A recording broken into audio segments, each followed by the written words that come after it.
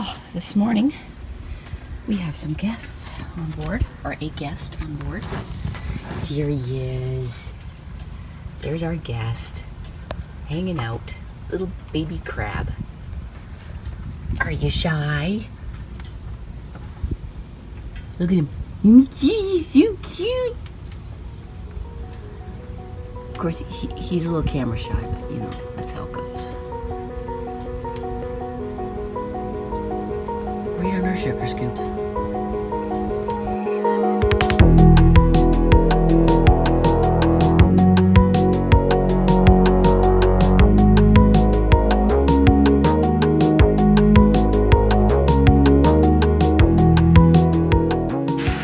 Hey, we're back on our boat. We got in a little bit early and gonna open it up for the first time.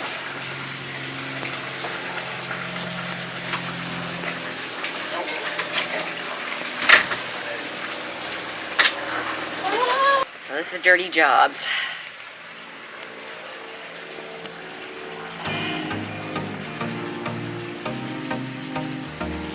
I'm going to be getting in there and just, that's my job, is to clean this back area.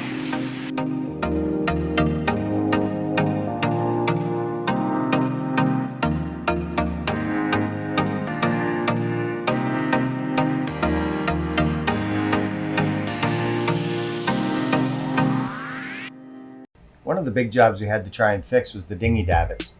The top sheaves were tore up, worn out, so I replaced them all with new ones. The new ones are the same size. They're a little bit different in that they have a built-in washer, and they're also ridiculously expensive. These things are over 30 bucks a piece, and there's 3 per side. But in order to do it right, you need all 3. I couldn't use the audio that we recorded for this because Lisa was behind me cleaning and listening to music.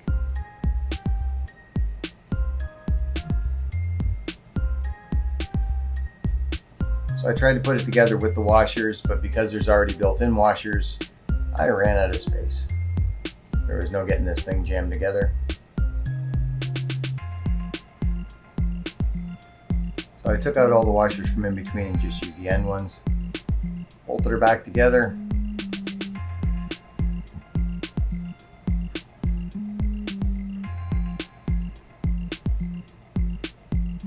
Adjusted it so the sheaves ran clean.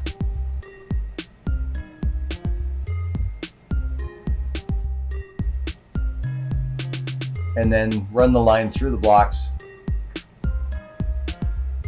to try and get the dinghy to run up and down. But you can see right here there's an issue. It's going to bind up on the end of the davit post.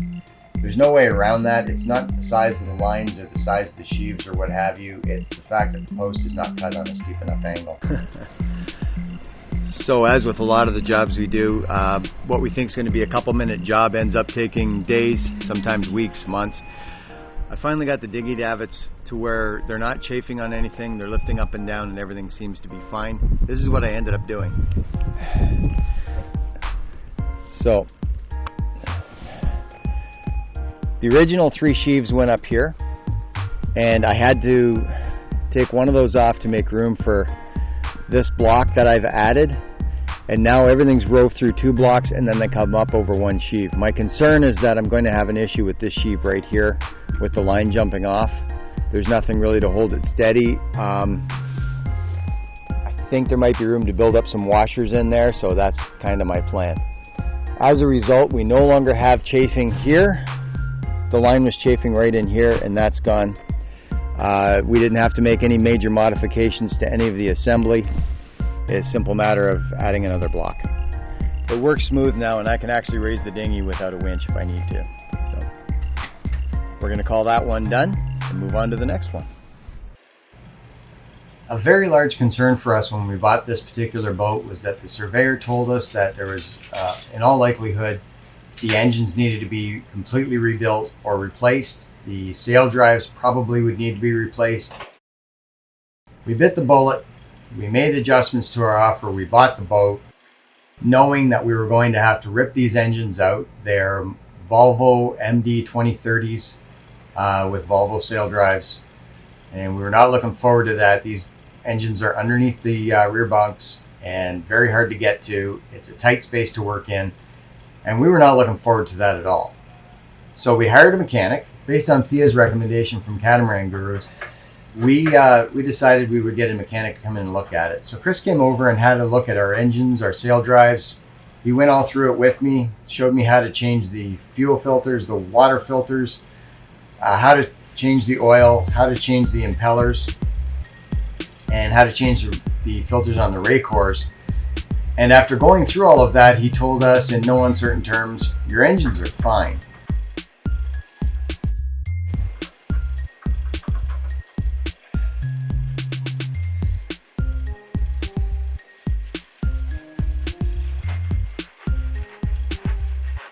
Our surveyor pulled oil from 2 of the engines and 1 of the sail drives, thinking the other sail drive was toast. There was oil all over the bilge. There was a huge mess to clean up after we did the survey and sea trial. And that was because? That was because the dipstick on the starboard sail drive had been left out when the oil was checked or whatever and dropped into the bottom of the bilge. There was no plug in the sail drive, so we ran it spilling oil everywhere. It took me 3 days to clean the bilges up. We've got them done. It looks nice and clean. And after a quick service, our belts are okay. I'll replace them soon. We ran the engines for 3 days, running all the way from Loggerhead Marina here to Marineland Marina, and everything ran great.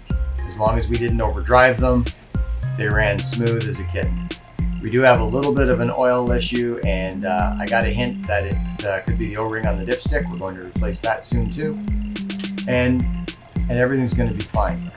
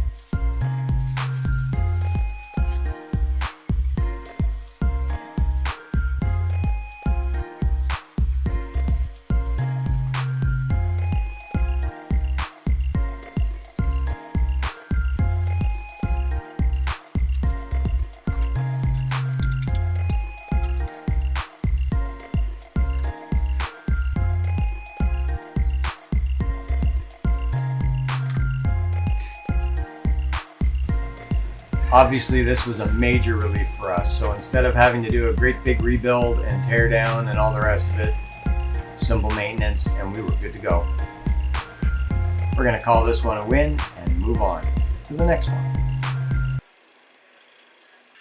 One of the issues we're having with our air conditioning is that when we empty the sea strainer or clean out the sea strainer, we have no way of repriming the system and the pump won't prime. So here's the system.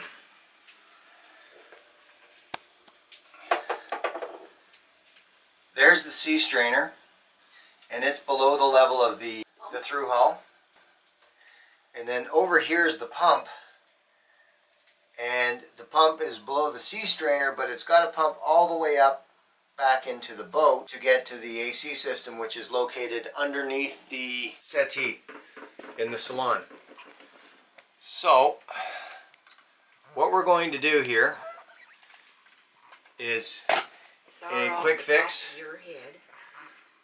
We're going to cut the hose leading from the pump up to the settee. We're going to cut it up above the pump. We're going to put a T in there. The T is going to lead to a valve, and we've purchased a funnel. We've purchased a funnel that fits right in the top of this valve, so we can open the valve, fill the system with water, close it again, and it should be primed and ready to go.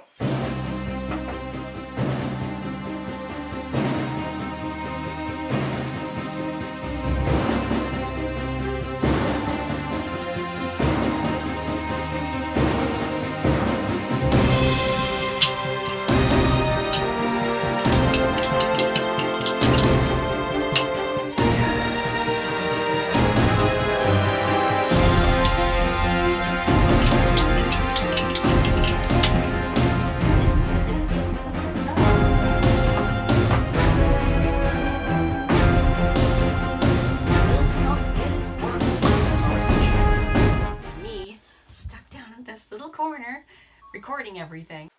So the quick fix for the AC priming took about 2 days.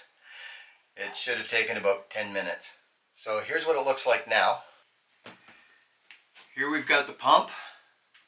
I've split the hose here above the bottom of the pump, and I've got a valve here.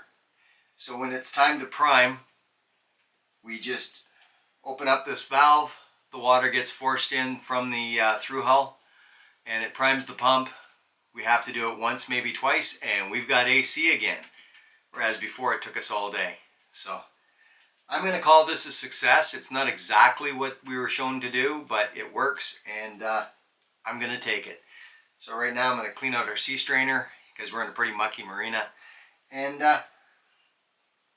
with any luck, about 5 minutes later, we're going to have AC. Just a quick note to let you know, we will be at the United States Sailboat Show in Annapolis, Maryland from October 14th to October 18th. So come join us and use our discount code to save some money.